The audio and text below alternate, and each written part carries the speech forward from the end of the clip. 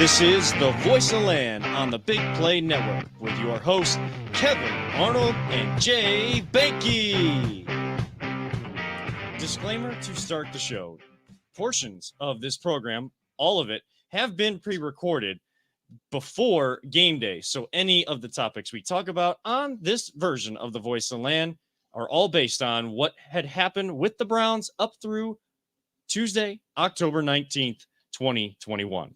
And with that, it is game day. Welcome to a game day edition of the Voice Land here on the Big Play Network, partnered with LPV Productions and sponsored by Vector Technical, the right person, the right job, the first time, and DP Construction LLC. Reach out to them for all your concrete construction needs.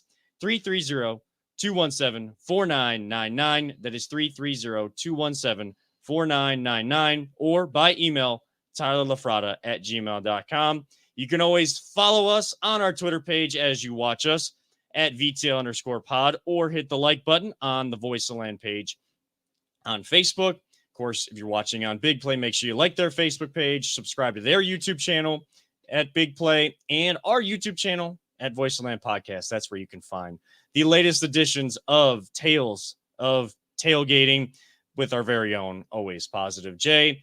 And you can always find the audio of the podcast version of our show on Google, Spotify, Apple, all your major podcast platforms. Again, welcome to a game day, pre-recorded game day edition of the Voice of Land. I'm one of your hosts, Kevin Arnold. Alongside me, as always Positive Jay. We will see where the positivity meter is at today after the game. Very low, very low. Very low. So we'll get a read on that. And, of course, behind that proverbial glass, our producer extraordinaire, Peter Tellup. He got a chance to go to the game. We'll get some stories from the game. Jacob's first game. Was that your first ever game as well, Peter? No, I actually went to – I haven't been to many, but I went to a Browns game back at Old Municipal Stadium. Okay. So the first one at the new stadium. No, this is my second one at the new stadium. But I haven't seen a win at the new stadium yet, so I'm not really happy about that. We'll have to get you back out there. Yeah, well. Or when you're offered tickets. Or keep you away. Yeah. Or keep me away. It might just be bad luck. It could be. He might be an element of the factory of sadness. I don't know. We'll see.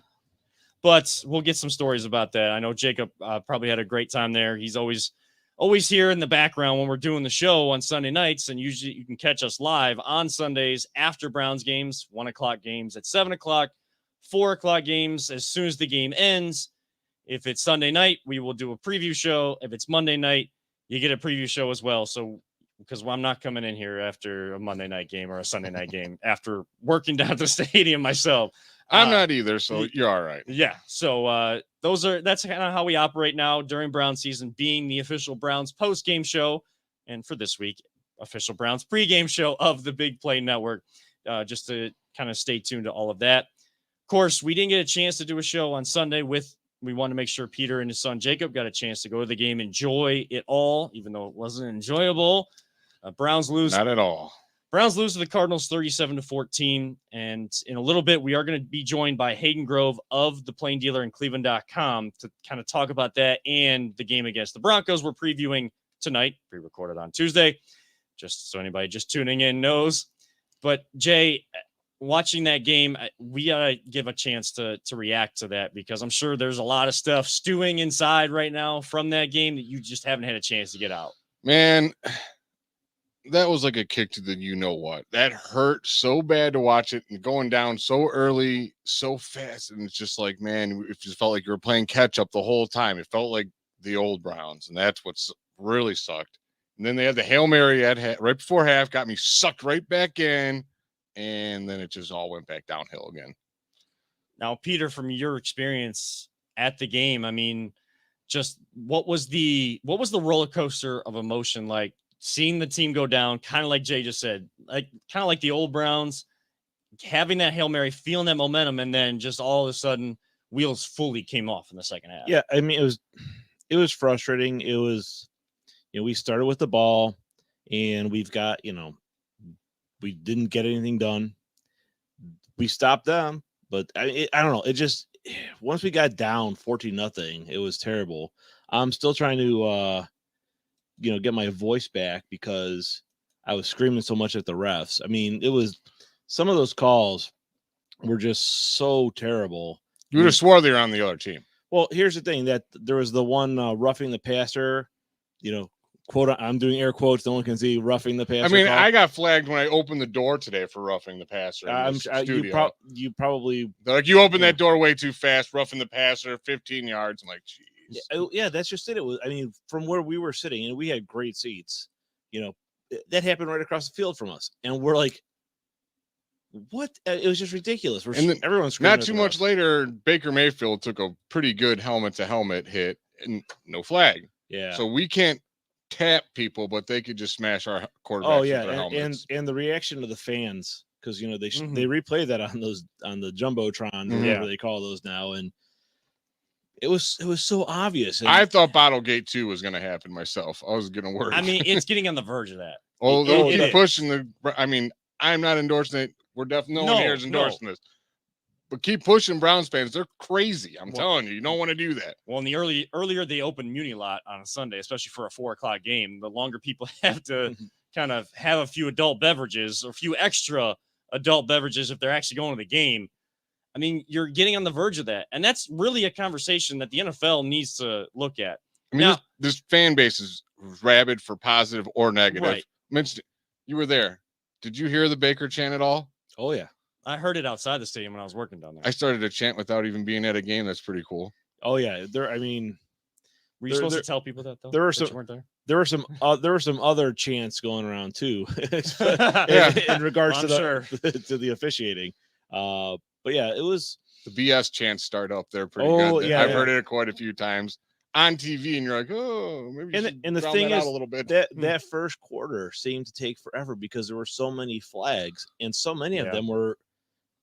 I mean, they were either just straight up bad calls, Mm-hmm. or they were just so ticky tacky that there was let them play the game.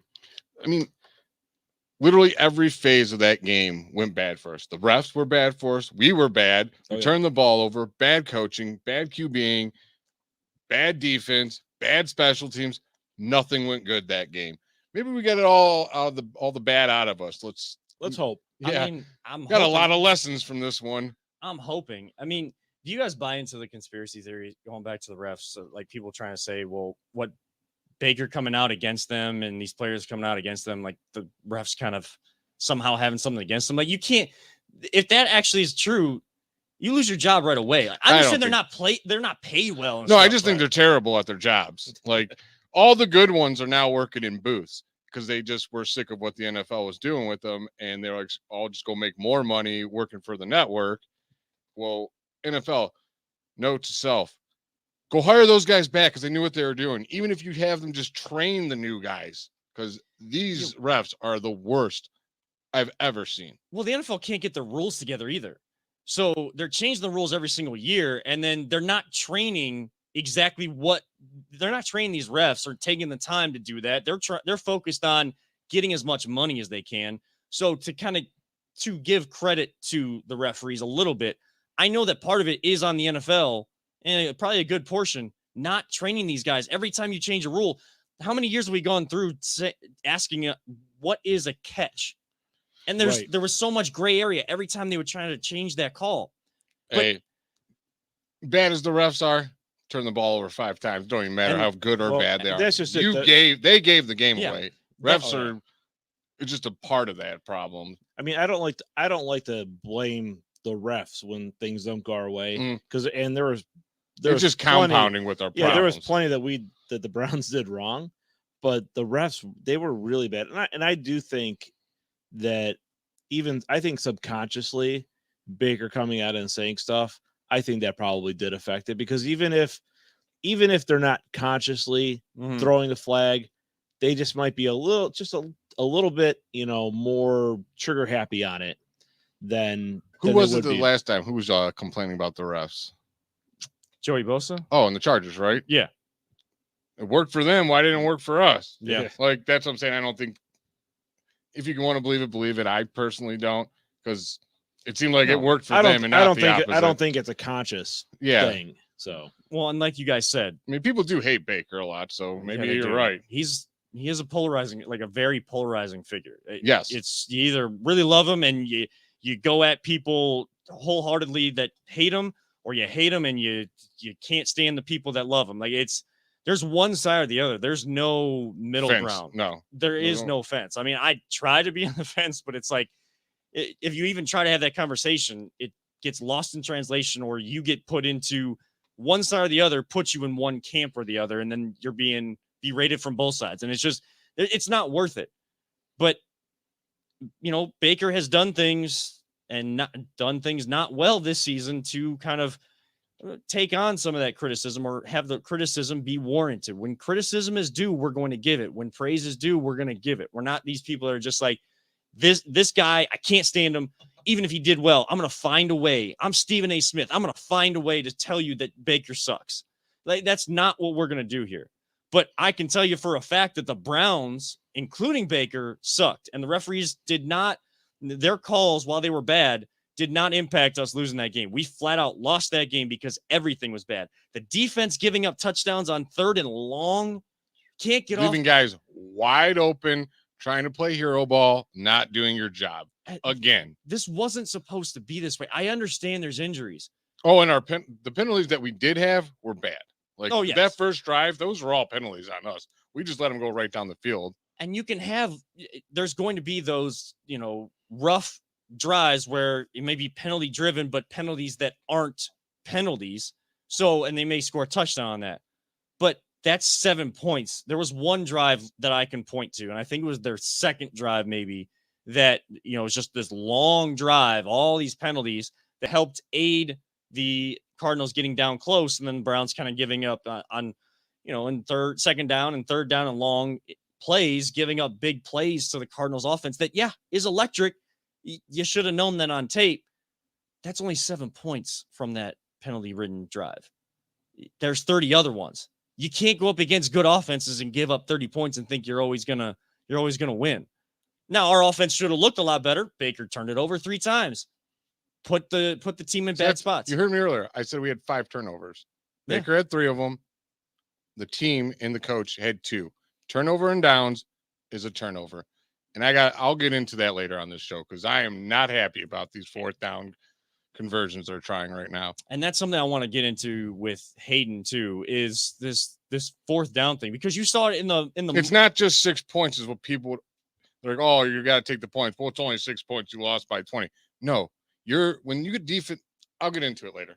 I'll go on for a rant. I've been holding this in all week, buddy. But I know what you're saying with that, because it's a momentum shift. When you get points, they've scored touchdowns on both of those, Kevin. Yeah, it's disappointing looking at it from the offensive standpoint. Like, we got down close, but we had to settle for a field goal. Like, you can't do that every single time, but that's a little bit of a different motivation to then kick the field goal. And it's like, okay, but we at least have points on the board. If we can start stacking on some touchdowns instead of these field goals that we're kicking, now we can really build on the scoreboard right now.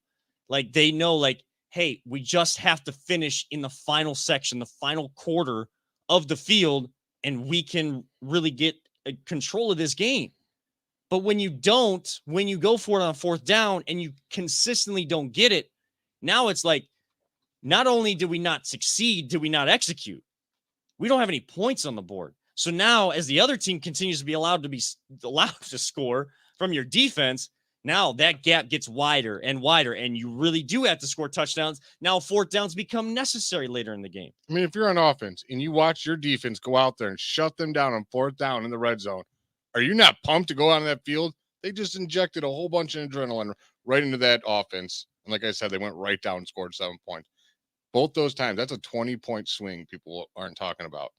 And you gotta, at some point, I love Kevin Stefanski being aggressive, but at some point you've got to balance the aggressiveness with smart football decisions and not just go with the analytics. There's a reason people have been kicking the field goals for as long as this league has been around. Everyone thinks you're going to reinvent the wheel. Guess what? Things always come back the way they started. Well, we'll continue this conversation as well. On the other side of this break, we'll be joined by Hayden Grove of the Plain Dealer and Cleveland.com to talk more about the game against the Cardinals and look ahead to Browns and Broncos tonight, Thursday, but of course we're recording on Tuesday. For those just joining us, we are airing this live on social media, but we did record this earlier in the week. But we do need to look ahead at Browns versus Broncos. Jay and Kevin from the past. Must win for the Browns on Thursday Night Football. We'll see. We'll talk to Hayden on the other side. This is the Voice of Land on the Big Play Network. Whether you're looking to hire new talent or start a new career, Vector Technical has you covered. Vector Technical is a 28-year-old staffing firm that has helped thousands of job seekers advance in their career with reputable partners throughout Northeastern Ohio. Vector Technical is more than just a temp agency. With an above-average hire-in rate of 1 in 4 candidates, Vector works hard to connect the right person with the right opportunity the first time. Vector Technical hires for skilled manufacturing and light industrial work and is sure to have a career that you've been looking for. To learn more, visit our website at www.vectortechnicalinc.com. Welcome back to the Voice of Land on the Big Play Network. And at this time, we are joined by our special guest this evening, Hayden Grove, pro and college sports social media producer and reporter for Cleveland.com and the Plain Dealer. Hayden, thank you so much for taking the time out and joining us here tonight. Oh, my pleasure. Absolutely. Yeah, I appreciate it, man. Good seeing you, buddy. Good to see you guys as well. Thanks for having me. Of course, Hayden did join our live draft show a couple years ago. So we, of course, thank you again for doing that as well. Now, Hayden, I got to start with going back to Sunday, even though we all kind of want to move past what happened, Browns versus Cardinals. What went wrong for the Browns, or what actually went right for the Browns on Sunday against the Cardinals? What went right for the Browns on Sunday against the Cardinals? Yeah, was there anything that you could even pull that went right for the Browns that they can even have a the Hail Mary pass? Yeah, the Hail Mary pass. I thought they did a good job of managing the clock there. Baker after the interception, Baker was pretty good, but at that point they were so far down. Hey, our kicker didn't miss a kick. Yeah, exactly. Chase McLaughlin didn't. He's miss still a kick. perfect. Not a lot of good. Not a lot of good. No, that's pretty much all I can kind of put my finger on. And looking at Baker Mayfield as a whole this season, kind of through 6 games, 3-3. Coach Stefanski called him an average team. That's what you are when you're 500. How would you assess Baker Mayfield on Sunday and just overall this season, especially going through what we now know is a fully torn labrum in his left shoulder, his non-throwing shoulder? Honestly, I think he's kind of around where the Browns are. They're 3-3. He's kind of been a 3-3 quarterback to this point. There have been some really good moments. Played really, really well against the Chargers. Played really, really well against Kansas City. Played really well against Houston. Played okay against the Bears. And then didn't play very well at all against Minnesota, but they still got to win. And then didn't play very well at all against the Arizona Cardinals. So I'd say he's probably got 2 great games, 2 good games, and 2 not so good games. And to me, that kind of screams, middle of the road at this point. So he knows he's got to be better. And I don't think the shoulder is helping him, but I don't think it's hindering him as much as people think it is.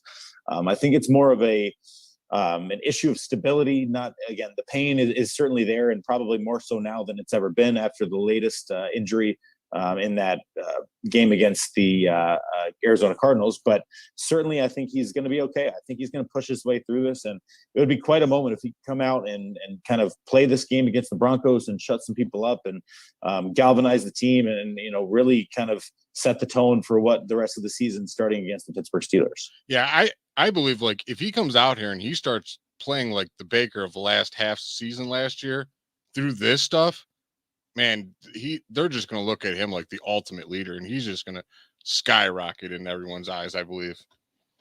Yeah, that's what I see. And obviously there's no guarantee of that happening, especially when you are dealing with a very sore shoulder. But I think the thing to think about is that I don't think it can get much worse. I think he's working on, a couple days rest. It's not going to feel good, but they can get it to a point if he wants to play. If he feels like, here's my point.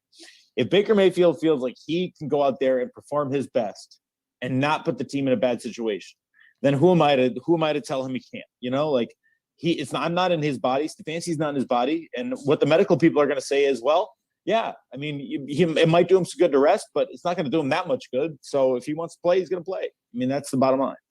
And it's been already much maligned this week about the quotes that Baker had. Of course, we are recording this on Tuesday, but playing this just before the game on Thursday night against the Broncos. But the decision kind of being in Baker's hands because he knows his body, people are kind of saying that it should be taken out of his hands and being given more of a break so he can get through this kind of mini bye week before the Steelers game, rest it a little bit more.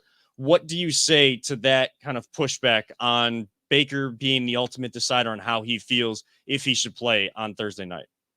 I think it's dumb. I think, of course, Baker Mayfield is going to be the guy that's going to decide if he plays or not. I mean, when he said that, I said, oh, yeah, obviously, that's every player, right? I mean, unless you're dealing with an injury that you think you can play through, that, the team's like, no, this is a real injury. Again, the torn labrum is a real injury, but it's not getting any worse. That's the whole point. He's played with it for 3 weeks at this point, and he wants to go out there and play for his team. He wants to go be the guy. And if he wants to go out there and he thinks he can lead them to where they need to go, and I bet you Kevin Stefanski wants him to be out there too. Again, that's your right. Starting quarterback. That's your leader. I've torn my left one. I played an entire softball season at shortstop, and it never once bothered me at all. Like, obviously, I'm not playing football and going out there and getting smashed by people like J.J. Watt. But yeah, you can play through it. If the doctors said you can't play through it, they wouldn't let him. They weren't going to let him put himself in danger. And I think they just said, "Hey, man, you can play through it or you can. It's totally up to you." And he flat out told everyone how it is. Yeah, it's a pain tolerance thing. If the pain is really that bad where he feels like it's affecting him, then he's not going to play. But if he feels like the pain is there, it's literally only a pain tolerance issue. Everybody's saying, "Oh, Baker, go get that fixed." For what reason? Baker from the beginning. I said the biggest thing that was going to affect him was his sleep, and he finally said it today. Like, that's so hard to sleep on bad shoulders. Like, that's what I thought kind of how to play with maybe his first game back from that. Because when you don't sleep right, your decisions and everything's a little bit slower. But I mean, I could be totally wrong. This is total guessing. No, I'm with you. There are definitely things that are going to affect him. But I mean, you don't want to just throw a season away if you can play through it, right? I mean, this isn't a situation where a knee. Again, if it's going to get worse, right? If it's going to get a lot worse, then that's an issue, right? Mm-hmm. Baker said today he has full confidence in the team, full confidence in the people around him, that they're going to look out for his, the longevity of his career. They're not going to tell him, "Hey, Baker, go play and put yourself at risk." If this was a legitimate risk, right? If it was his right shoulder, if it was, something to like a knee or something like that, maybe, okay, that's a whole different ballgame. But it's your left shoulder. Like you said, PJ, you've done it before. Odell's done it. Alex Van Pelt's done it. And they've done it to the point where they've never gotten it fixed. So, yes, it's an issue, but it's not as big of an issue as I think people are making it out to be. If I'm correct, he doesn't even have to have surgery. He could just let it heal in the offseason, but it could, reincur. Yeah, but they're going to recommend getting surgery so it heals up faster. Yes, 100%. He's tough 100%. As nails, man. That dude, he's tough. He is tough. And Hayden Grove of Cleveland.com and the Plain Dealer joining us here on the Voice of the Land of the Big Play Network just before Browns take on the Broncos on Thursday Night Football with an 8:20 p.m. kick. And talking about Baker Mayfield being tough, you're kind of talking about the leadership aspect of this. And we know going back to Hard Knocks in 2018, Jarvis Landry, saying, if you're just hurt, you're not injured, and you're just kind of staying to the side, that's contagious. That kind of bad culture is contagious. And they've kind of changed that all around. You're starting to see guys wanting to play through more things, that they're being told that they can give it a go to play through it. Do you see that? How do you see that being a leadership thing? Like, describe to people how that's more leadership than it is people thinking Baker being back to his immature self as they used to see him. Yeah, I mean, Kevin Stefanski said it today. It sets a good precedent when your quarterback is willing to go out there and lay himself on the line for the team. I mean, he's in pain. There's no doubt he's in pain, right? He's in pain. But there is a difference between being hurt and injured. And I tend to think that, yes, it's a painful situation. But if he's played through it for 3 weeks and there's even a question that he can go play, he's going to play. That's who he is. He's just like we said. I don't think, and people are like, "Oh, he's risking his career." I really don't think that he is. No, his left arm's not going to messes I think throwing he's up. right. I think he's risking more pain.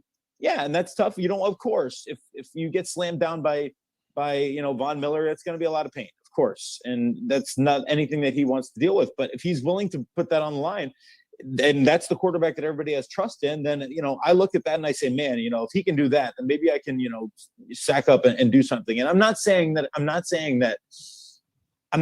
every injury needs to be played through, right? I'm not saying that whatsoever. Like Jarvis Landry, one of the tough, never missed a game, one of the toughest dudes ever. That's why I think there's like a double standard here. Jarvis Landry had a sprained MCL, right? Or had a sprain in his knee or whatever it was, and was out 3 weeks. Like, that's one of the toughest dudes ever. He's played in every game in his NFL career, and finally he got hurt bad enough to where it was an injury and something he couldn't play through. Odell played through a hernia. Jarvis Landry played through a hip thing. Baker Mayfield is going to play through this labrum thing. Like, Our center's hurt for the last 3 years as a practice. Right. And he shows up every Sunday. Right. J.C. Treader. Again, Mentioning Joe linemen. Thomas went through all this. I mean, again, I'm not ever going to tell somebody to play if they're not comfortable playing. I'm not ever going to say you have to play through pain. But if Baker Mayfield is willing to play through pain, I think you let him play through pain, period. I totally agree. Mentioning hopefully keeping him safe, is there any word on Conklin or Wills? Can they possibly play Thursday? They were on the side today, kind of going through their, ski erg stuff, doing conditioning. I don't know. I think, again, when you look at Jed, Jed was kind of in a situation a lot like Baker, but I think he was hurting the team. I think it got to the point where he was hurting the team, where he was not playing well enough to help the team, and then obviously that's why he's not out there anymore. So he was hurting the team, and now you're in a situation where maybe you get him back this Thursday, and maybe he's good to go. But Jack Conklin, I don't know a lot about what's going on with him either. I think they're both going to be game time decisions. Now, of course, pre-recording the show and not having the advantage of having the 90 minutes before the game, the inactives, active list kind of in front of us, or even some of the reports earlier in the day, looking at it, if Conklin and Wills can't play, what does this team need to do to keep Baker upright, keep allowing him to have success on the field, but not throwing too much at this offense at two new tackles that we saw struggle on Sunday? Honestly, I mean, it's about quick throws. It's about quick decisions. It's about they got to be able to run the ball. I mean, they did not do a good job against Cardinals of running the ball. They did, but they just had themselves in bad situations. I think they were looking at Kareem Hunt and saying, man, we don't want to lose him, which they ended up doing on a non-contact injury anyway. But I think they wanted to throw the ball to keep Kareem fresh, and I think the Browns have to run the ball. Dearness Johnson, I've said it all along. I've said it before the preseason. They had to keep him on this roster. He's a very, very, very good back. Sees the field very well, has a great motor, again, good agility, a really, really talented back, has good vision. So you want to get him the ball. Let Demetric Felton be your kind of weapon. He's shown the ability to move past defenders. He's shown the ability to shake guys, to catch the football, to run the football. Let him be in the game plan. And then that way, if you start to run the ball really well, then Baker Mayfield in the pass game is going to have a little more of an easy time. I do a lot of play action. Again, make sure that they're respecting the run game and get the ball out quick.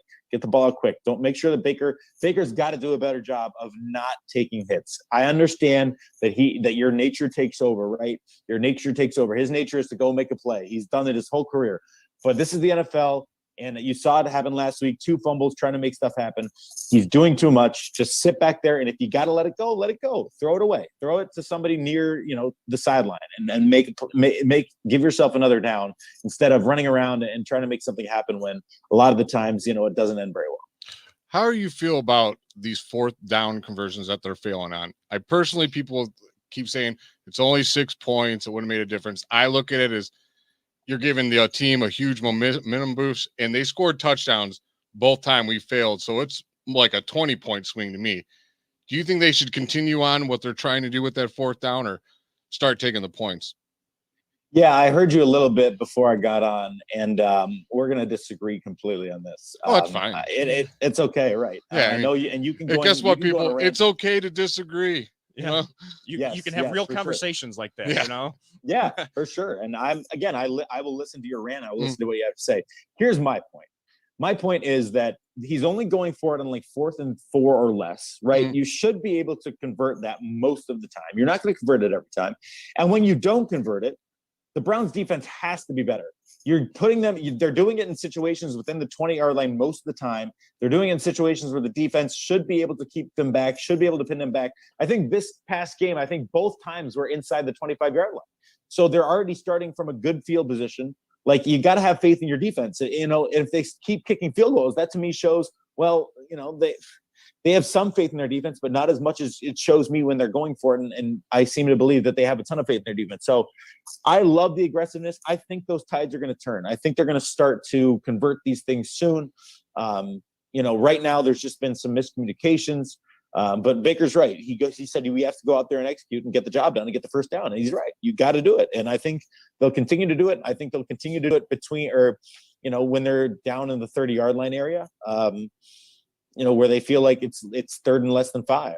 I mean, or 4th and less than 5, or maybe even 4th and 4 or less. It's got to be something they convert. I love the aggressiveness of it. I love them. It's a numbers thing. That's what it is. It's not Kevin Stefanski just saying, hey, you know, we're going to go out there and do this because this is how we do things. No, it's a numbers thing. You look at the amount of second for third. You look at the amount of yards you gain on a single play. The averages say that you should be able to get 4 yards on an NFL play. And I think, like I said, I think tides are going to turn. I think they're going to start to convert them because the law of average is going to balance out. Well, I hope you're right. I hope you're right. I mean, I like when they go for it. Like, I get excited. Here's the thing. And then when they fail, it's just like such a huge momentum loss and a huge boost to the other team. So it's like, if you're going to go for it, and I am with you. I want him to go for it, but you got to execute, man. Because if you don't, it's like the double whammy. I see them as turnovers. I view them just like a fumble or an interception because you're just giving the ball right away to them. And here's the thing, too, is that I think when you look at Arizona, I mean, you knew they were going to come out and score. When you're playing a really good offense like that, you got to score 7 points. You got to be able to score 7 points. So I'm with you. I understand your point completely. I just believe that that they're going to start making them. They're going to start converting them. And the defense just has to be better. You can't get the ball inside the 15 and let them go 85 yards. I mean, it's not going to work. So defense got to be better. They got to execute better. And if they continue to not make their first downs, then you got to start thinking about, okay, you know, if we're in the point in the season, they're like, you know, halfway through and they're still not getting it done, then you got to start to think, okay, you know, maybe we should just kick the field goal because we obviously can't convert on 4th down. But to this point, you know, it hasn't been great, but I think the numbers are still close enough to where it can turn around. I mean, last year it seemed like they're a lot more successful. I don't have the stats on it, but from memory, I feel like they got a lot of them last year. But and that's the whole point, is that they need to get back to converting them 100%. But they're also a team to give up one of the most 4th downs defensively against them, and we haven't seen that really change yet this season. And Hayden, I know you mentioned the confidence level, the coaching staff having the confidence level in the defense, and that's why they keep going for it. Do you have a few seconds to hang on with us through the break, and we can talk more about the defense on the other side and get your keys to the Browns versus Broncos if you have some time to stick around with us? Yeah, absolutely. Appreciate it. All right. You guys are tuned in to the Voice of the Land of the Big Play Network. Just before Browns take on the Broncos on Thursday Night Football, 8:20 is kickoff this evening. Of course, we'll be right back with more from Hayden Grove and our Voice of the Land crew. Are you struggling to hire the right talent or maybe even find the right career? Vector Technical makes it easy. Since 1992, Vector has provided Ohio employers with a reliable process for hiring and have helped thousands of job seekers advance in their careers. Vector Technical is more than just a temp agency. We invest time to get to know each client and candidate personally. Vector places people in job opportunities that they are truly excited about. Interested in learning more? Visit our website at www.vectortechnicalinc.com to see a full list of our current job opportunities and to find out what Vector Technical can offer you.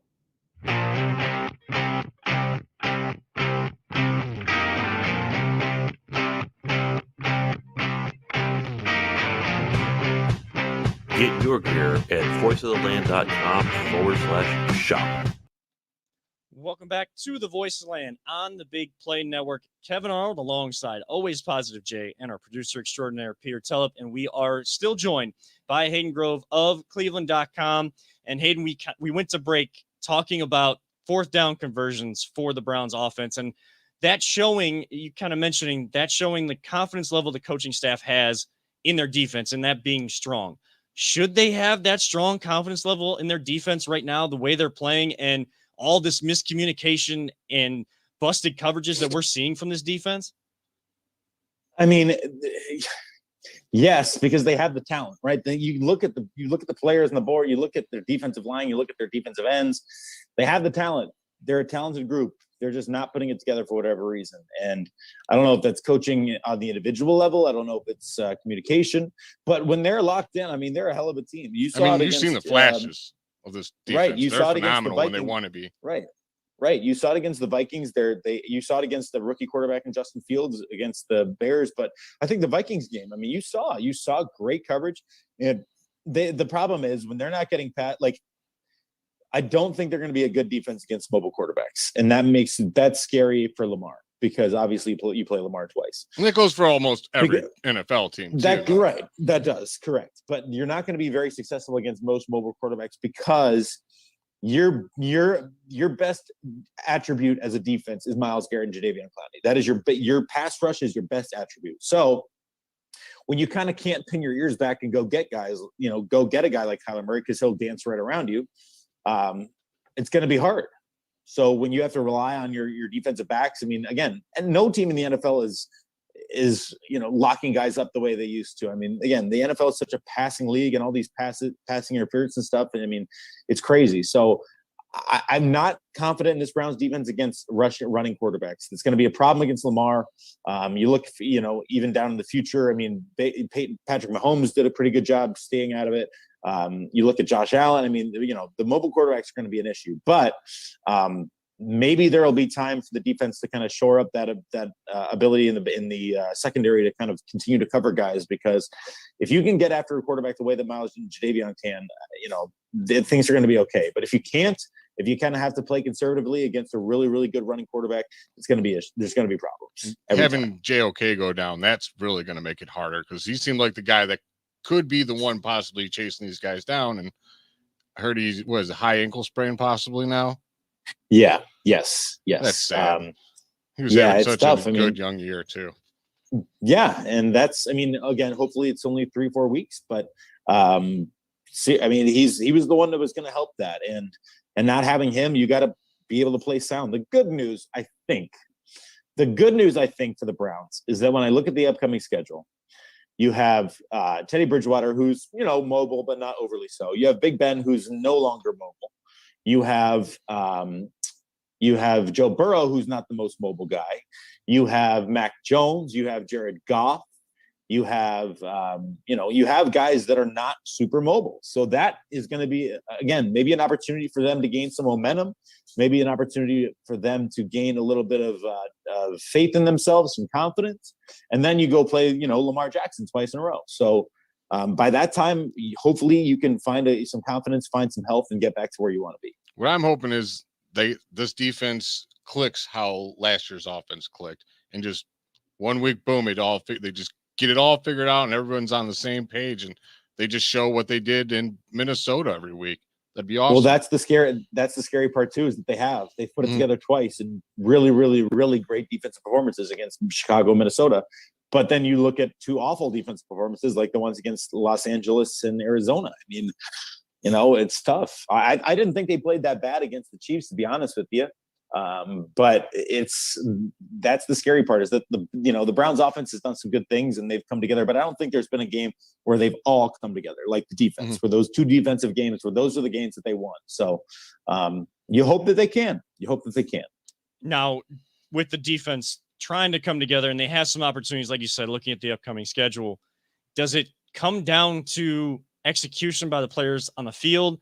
Is it possibly scheme, people wanting to bring up Joe Woods and having all this talent and still hasn't come together? Or is it a combination of both, just like Kevin Stefanski said after the game, where it's all encompassing?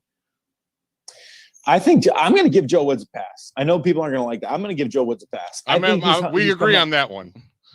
I think he's not only, dealing with a lot of new faces, a lot of new players, but I think he's had to be conservative at times because, again, you can't go all out against a team like the Arizona Cardinals. It doesn't work. And, when you're getting all these pass interference penalties and you're trying to play defense, it's tough. Like that Arizona Cardinals offense is going to be difficult to beat. That's why they're 6-0. They have a quarterback who can run around like crazy and throw the ball down the field. You can't play too aggressively against them. You have to be a little conservative because you don't want people beating you over the top. Same with the Chiefs. You have to play a little conservatively. When they've been aggressive, they've been great. Like I said, they were great against Chicago. They were super aggressive. They were great against Minnesota. They were super aggressive. Justin Herbert, another one. I thought that they, maybe just got caught up in the track meet. I didn't think they played as badly defensively as the score indicated in that game. But I think the game against the Cardinals, I think that Joe Woods has had good game plans coming in.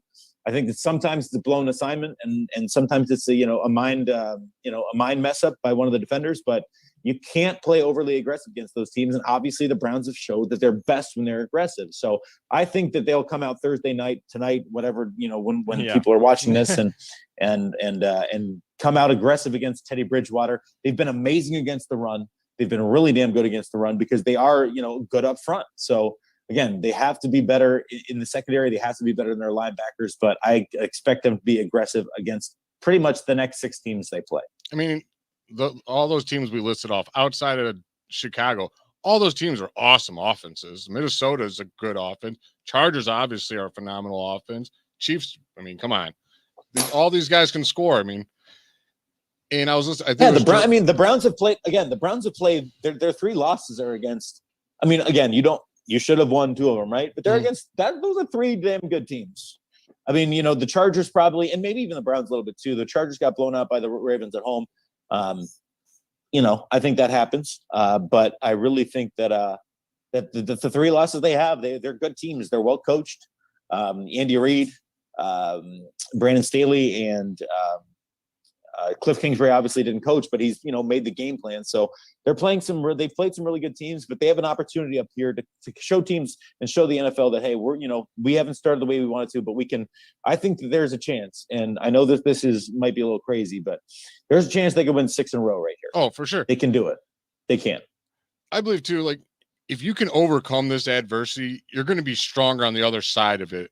Yep. I mean, that's just how it is. It's in everything in life. When you overcome adversity, it makes you a better person, builds character.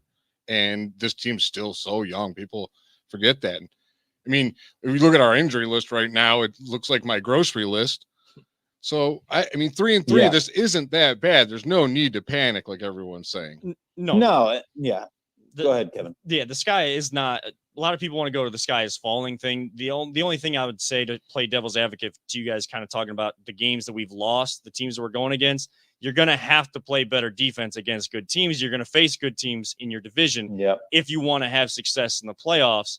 But the only thing is you can only play the schedule as it comes and one game at a time. And your next opportunity is the Denver Broncos. And that's the next game where you can try to find some of that rhythm where then you build on it to then play better against these better teams. Yeah, you have to. Again, this game I think this is the biggest game by far of the year, because if you lose this game, I could see a tailspin, right? I could see, more in I could just see bad things happen. And if you can win this game and kind of right the ship a little bit, calm down, take a breath. Okay, we're a 4-3 football team. We got to go play our division rivals, our biggest rivals at home on Halloween. That atmosphere is going to be crazy. Let's go. And maybe you'll get Nick Chubb back in that game. Maybe you'll get, Jarvis Landry, Odell Beckham. I mean, you might get some reinforcements there. So I think this is a huge opportunity for the Browns to just right the ship, just calm everybody down, just stop the tailspin. Because if they do lose, that'll be 3 in a row. That'll be by far the longest losing streak of the Stefanski era. And then you're looking at, oh my God, the sky might be falling. So you're going into a little mini bye positive, or are you going into it negative? You want to go into that with a win for sure. Yes, you want to go. Yes, absolutely. Again, it'll help everyone's mindset. It'll probably help, and it's going to sound weird, but it'll probably help people heal faster. So safe to say, Hayden, just like John Johnson III, you're in the camp of must win Thursday night tonight. I am in the camp of must win. So to getting you out of here on this, we appreciate all your time here this evening on the show. your keys to the Browns getting that victory against the Broncos and a prediction for the game. My key is you got to be aggressive against Teddy Bridgewater. I mean, he's definitely mobile, but he's not a guy that's going to dance around like kind of a Kyler Murray. So get after him. I don't love the Denver offense. I think this is going to be a defensive game. I don't think it's going to be high scoring. I think, given that Baker Mayfield's not feeling very good, and I think he is going to play in this game. I think they're going to try to run the ball. I think it's going to be a defensive slugfest. I say the Browns come out with a 17-14 win. I don't think it's going to be, big at all. Maybe it comes down to a last-second field goal by Chase McLaughlin. I think they get the win because they need it so desperately badly. And then they go from there. And you hope that they get healthy, and then you get the really big one against the Pittsburgh Steelers. But until then, you get a chance to breathe. Yeah, I would just love to beat the Broncos on a last-minute drive. Yeah. How'd that feel, Denver? Exactly. Shut up some of the critics about not being able to win games on last-second drives, right? So exactly, yeah. I mean, this is the game for Baker Mayfield to. Again, I think this is the game for Baker Mayfield to really bring this team together, bring this town together. I think things are so everybody's so polarized right now. People are writing off Baker. People are still buying into Baker. This is the opportunity to kind of bring both sides together and say, man, yes, this is the get right game where Baker's like, all right, because if he goes out and plays well, there's going to be no detractors. You cannot detract from him, because if he goes out and plays well and beats the Broncos, you're like, damn, he just had this injury. He gutted it out, and his teammates respect the hell out of him. He came out here and he did his best for the team. There's no way you can take away from Baker Mayfield if he goes out and plays well and wins that game. You can't do it. But of course, we know that there will be people that still try to find a way to take away from him, even if that happens. But we will keep it real here on the Voice of the Land. I know, Hayden, following all your work as well, you always keep it real too. So we will make sure that across the Cleveland sports team, we are that voice of realism for everyone. Well, now, Hayden, again, appreciate you coming on. How can people follow you, and when is maybe the next performance? Out there singing for people and kind of getting. People don't know Hayden is a wonderful singer with a great voice, man. He's good. Yeah. He's really good. Yeah. So let people know where they can find you. Thank you. You can find me on Twitter at @H_Grove, Instagram at @H_Grove, TikTok at @H_Grove. I sing on TikTok. That's kind of my outlet for that. But also, I have a performance coming up at Crocker Park, November 20th. Should be a lot of fun. It is the day of the tree lighting ceremony. So the kickoff of the holiday season at Crocker. I don't know if you've ever been to Crocker Park during the holidays, but it's kind of like a winter wonderland. It's one of my favorite parts of being around here. So come out November 20th. We'll do some holiday songs. It'll be a lot of fun. Hopefully the weather isn't awful, but I do want to feel that chill in the air. So November 20th, I believe in the evening, it'll be the Crocker Park tree lighting. Come out. And we'll keep promoting that for you too, Hayden. If you need a spot to promote it at, you got a spot here on the Voice of Land anytime you want. Appreciate it. They're more than welcome to come out whenever you want, man. I appreciate you guys. Thanks so much. I appreciate that. Thank you, Hayden. Thank you so much. That was Hayden Grove of Cleveland.com and the Plain Dealer, writing for professional and college sports on there, and a lot of good stuff. Well, it was fun from Hayden on there. So we are going to hit our final break of the show. We are going to give you our keys to the game and maybe some predictions. Everybody knows how I feel about predictions. I'm working on being better at that. So we'll see if I have one on the other side of this break. I predict you will be better at it. All right. Well, we'll see if that prediction comes true, and much more in the final segment of the Voice of Land here on the Big Play Network. Are you looking for a career in manufacturing? Vector Technical has you covered. Vector Technical is a 28-year-old staffing firm that has partnered with some of the biggest and the best companies throughout Northeastern Ohio. The recruiters at Vector Technical will coach you through the entire job process and will help you land an opportunity that you are truly excited about. Vector does not add any additional fees and offers benefits as well as free online skills training through Penn Foster. To learn more, visit www.vectortechnicalinc.com and make sure to check out our job board to see a full list of our current opportunities and apply. Welcome back to the final segment of the Voice of the Land here on the Big Play Network, your Browns pregame show on the network tonight. Again, maybe for those just tuning in, we have recorded this show on Tuesday, October 19th. So some of the information, some of the actives and inactives we've kind of talked about, who could impact the game, who couldn't. We may not have all the information at that time, but of course, we are just moments away, if you're watching right now, We are just moments away from kickoff, 8:20 tonight. And I know that everyone at the stadium in and around Cleveland is getting excited. We all know it's a must win. Hayden Grove of Cleveland.com and the Plain Dealer, want to thank him again for coming on. He said it's a must win. John Johnson III said it's a must win. I say it's a must win. I say it's a must win. Peter, is it a must win? It's a must win. It's a must win. We're saying it's a must win. So we know that the excitement will be palpable, but the nervous energy will be palpable as well. I know all the fans will be giving the team all that they have. I should be there loud.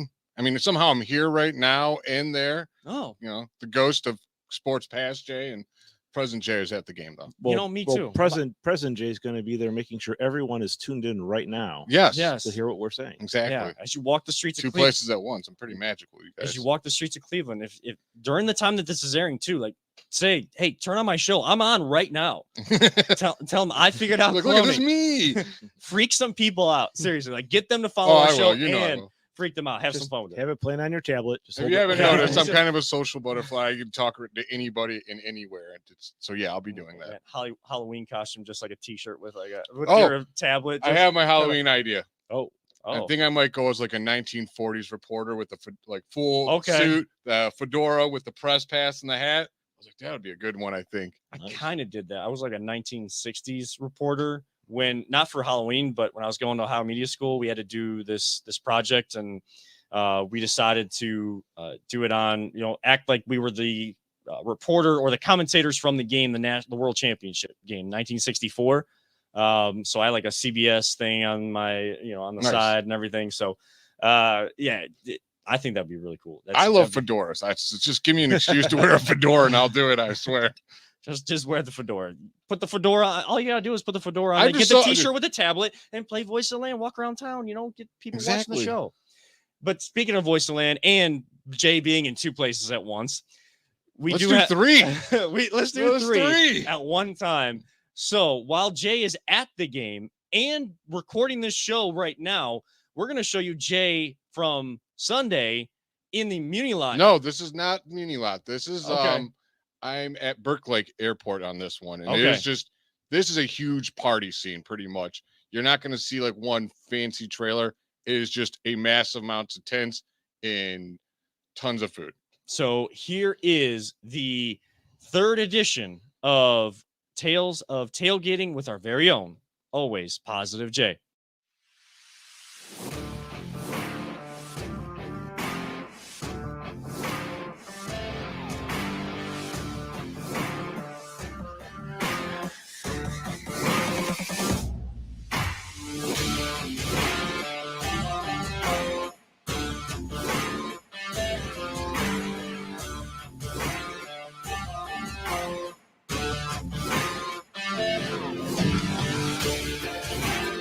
What's up, guys? AJ here with the Voice of the Land. This is another episode of Tales of Tailgating. We're down here at the Lake Airport with my friend Steve, and he's with the Nats tailgate group, as you see the videos beforehand. How long have you been doing this, Steve? Since 2013. Awesome. So this is a huge setup you got here. How many people do you estimate you usually have each week? We're over 300 every week. I would say we got 400 today.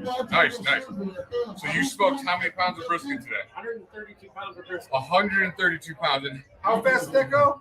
I started at 2 a.m. Friday night, didn't finish till 5 o'clock Saturday afternoon. And how fast did everyone eat it, though? Oh, my gosh. It was gone by 10 o'clock. So about, 20 minutes to half hour, it was all gone. Wow. I would say an hour. It took about an hour, maybe. Yeah. Don't take long for brisket to go. Not at all. So I always ask everyone, who was your favorite player growing up? Childhood favorite. I would probably have to go back to Brian Sype. Cardiac Kids and Brian Sype. Then it became Birdie Kosar. All right. And who's your current favorite player? I'm gonna say Nick Chubb. It's gotta be Nick. Gotta be Nick Chubb. Well, I appreciate it. I won't keep you, man. That was great showing off your tailgate. Thank you. Let's go Browns. All right, go Browns.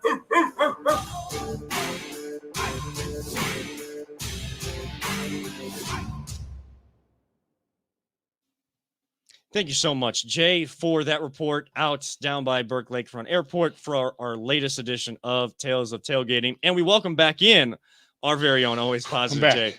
I had Man, to run from the airport, so I'm back. I'm okay, back. okay. I'm glad you made it. I'm glad you made it safe and sound. Did you get hailed on or anything like that? No, that was Sunday. I got hailed on. Okay, all right. Yeah, I did too. I watched everyone running and me and my gimp leg walking. Like I can't go faster. It sucks. Yeah, they're calling for rain on Thursday too. I'm not looking forward to being out in the rain if it Kevin, does. I watched an old man run past me. I feel so bad about myself right now.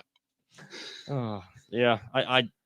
We actually talked. We saw each other Yeah. on Dog Pound Drive. I was making Sunday. trying to make it to your tent as fast as I can, and this old man just cruises right past me. I'm like, damn it. Well, you didn't have to because I got I'm working too. So I mean, or lack thereof. I don't know, however you want to describe. You're just having fun down there and getting paid for it. Yeah, that's all right. It's nice No complaints. Nice way to make some money. There you But thinking of tonight, Thursday night's game. Yes, I know we've made all the jokes about pre-recording and everything, but this week's game on short rest against the Broncos, all the fans are gonna be ready. They got all that. They got all the food. They have their beverages. They're gonna be ready. This team needs to be ready. Jay, your keys to the game on how the Browns can show that they are ready and get this must win on Thursday night. I want to see a complete game. Like, hey, I want to see what Hayden said.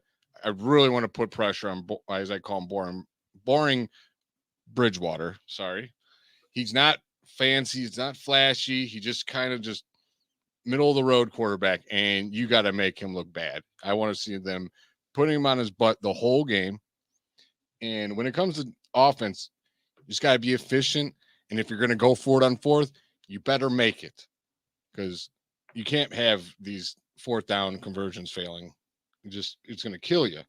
And hopefully they get some good blocking. I'd like to see them bring in more tight ends and help out Baker so he doesn't get hurt. And we're going to have to need a big game from Dearness Johnson. I believe he's going to do it, because that guy, when he has an opportunity, he seizes the opportunity.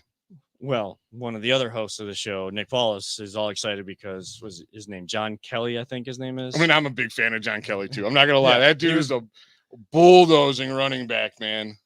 Well, and that's like, you could still see him from the practice squad too. Like he could be a nice change of pace to really change things up. Now, these teams don't know Dearness Johnson too much. They really don't know. They got to go back to UCLA tape to look at Demetric Felton. John Kelly could be that bruising back for short yardage type stuff if you really want to keep using Felton in the screen game in the in more as a wide receiver, splitting him out, that type of thing. He's a weapon.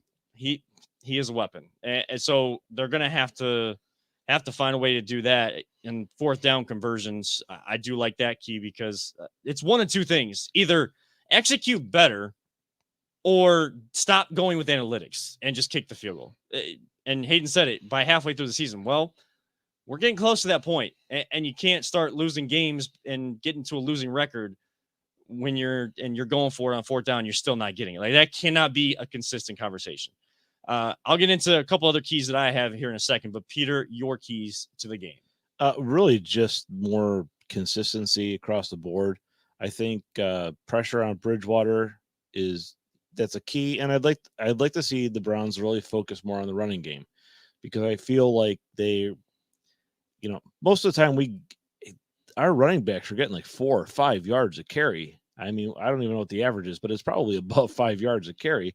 And I'm pretty sure, I don't know anymore. Derrick Henry had a monster game, but I think Chubb had the highest average. Yeah, and the thing is, if you concentrate on the running game, it's going to open up passing. I agree, get some tight ends in there, because obviously, the tackles we have in there right now, they didn't get the job done. So just execute. Don't let Von Miller wreck your game, because he can do that real fast. Oh, yeah. First off, I'm kind of hoping that at this point, with people watching the show or the show going on, that the inactive list has come out, and at the very worst, only one of those two tackles is on there, and one of those tackles can play.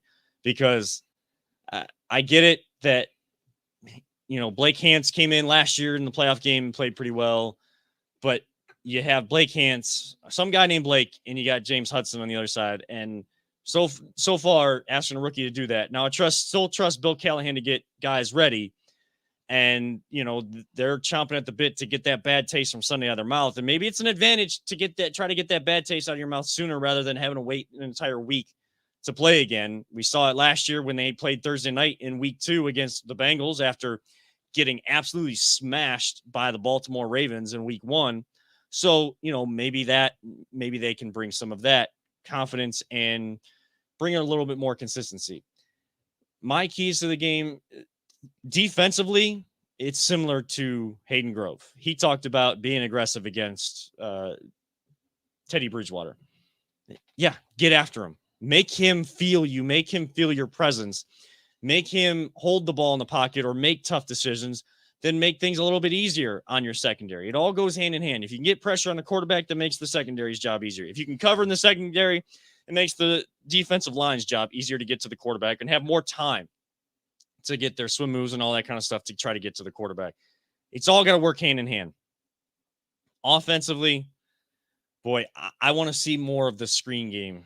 I totally agree. Whether it's the running backs and or the tight ends, more of the screen game, because that is how you're going to get the ball out of Baker's hands quickly. Screen game and quick slants to get a little rhythm, get a little confidence going. Then the adrenaline of the game starts to take in. So whatever other pain medication they gave him, the adrenaline kind of adds to that.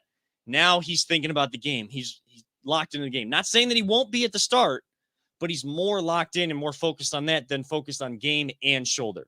So now you get in a rhythm. Now you can start taking maybe some deeper shots, depending on how far he can throw it. If he plays, boy, if he doesn't play, you definitely got to go screen game with Case Keenum. If there isn't still a chance, because we don't have an official word, he's playing, he's not. It's up to Baker Mayfield, and that'll probably be a game time decision. So people are probably finding out right now and freaking out one way or the other on Twitter. We don't know. So I'm giving you my reaction to both. If Baker plays, still screen game, quick slants, get in a rhythm, then chuck it down the field if you can. If it's within reason with what he's capable of doing, and you're going to find that out over the next couple practices. If it's Case Keenum, to definitely get him back in rhythm because he hasn't really started a game in a long time, screen game, quick slants, getting a rhythm there. Those are going to be my keys to the game. Like, I hate saying this. God, I hate saying this. But they got to do the same game plan as the Steelers do with Big Ben right now. Run that ball, play the screens, and quick passes. Get the ball out of his hand. Yeah. He's hurt, man. Our line's hurt. We got to get rid of that ball quick.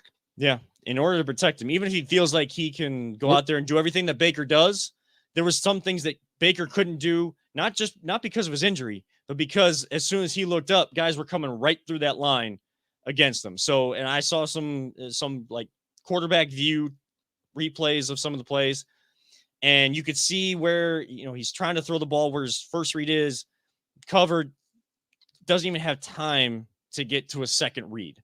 So he is good at scanning the field, and he's getting better at that. But when you don't have, any quarterback will tell you, even Tom Brady will tell you, if you can't get through your reads, even through your first read, because the defensive line is getting through that quickly, life is going to be a living hell that game if that kind of stuff is happening. And that's any quarterback. That's not just for Baker Mayfield. And I'm not going to get into all the polarizing and all the conversations that I hear that are stupid, because I could keep going on my rant like I did last week with Brown's Twitter. The only good thing that, like you said, Jay, that's on Brown's Twitter is the guy that does the TikToks that make fun of Brown's Twitter. Oh, he's great. Bulletproof West. Bulletproof West. Yeah. Shout out to him. Hilarious. Maybe we'll try to reach out to him to get him on the show. I talked to him. I can get him on if you okay. want. All right. We'll get him on at some point. But quickly, around the horn, predictions before we get to kickoff tonight. The excitement is rising. Do the Browns get that win? Always positive, Jay. I'll start with you.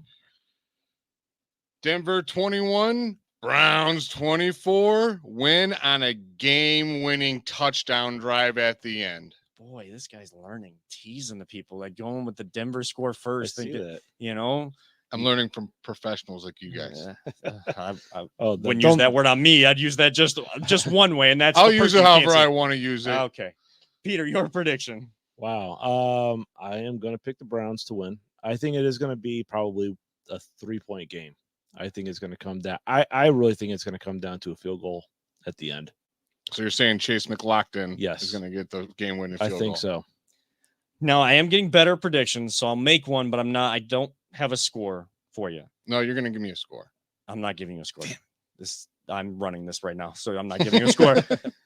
Browns win because they must win. Because if they don't, boy, the reaction on this show and everywhere else before they go into the 10-day break, it really will turn into Chicken Little and the sky is falling. The sky is falling because you can't go into this mini bye 3-4. So I say the Browns win because they got to win. And it's sometimes for this organization, seems like when they got to win, they find a way to win. And I don't want, like, if they lose, man, I'm going to feel like I have to wear a bag on my head when I would do the show.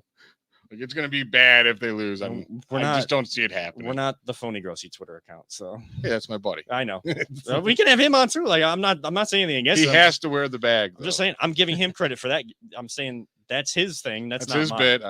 You can't take his bit. So, but that is going to wrap it up for this pregame edition of the Browns game. Enjoy the game, Browns fans. I know there'll be some nervous energy. Be loud, boys and girls. Be loud. Whether you're at home or in the stadium, be as loud as you can for this Browns team. Let's get the win against the Broncos. We hate the Broncos even to this day. Hey, at least I won't have a blown out voice after this game for the show. That's right. I can scream even louder. Well, it is Tuesday, and Peter still kind of has a blown out voice, so we'll see. Exactly. So depending on how the game goes, you may want to knock on wood on that and hope that you don't have a blown out voice. So for Always Positive Jay and our producer extraordinaire, Peter Tulip, I'm Kevin R. reminding all of you, go Browns. Don't let anyone ever tell you it's just a game. We love you all 3,000. And as always, here we go, Brownies. Here we go. We'll see you next time on the Voice of Land on the Big Play Network.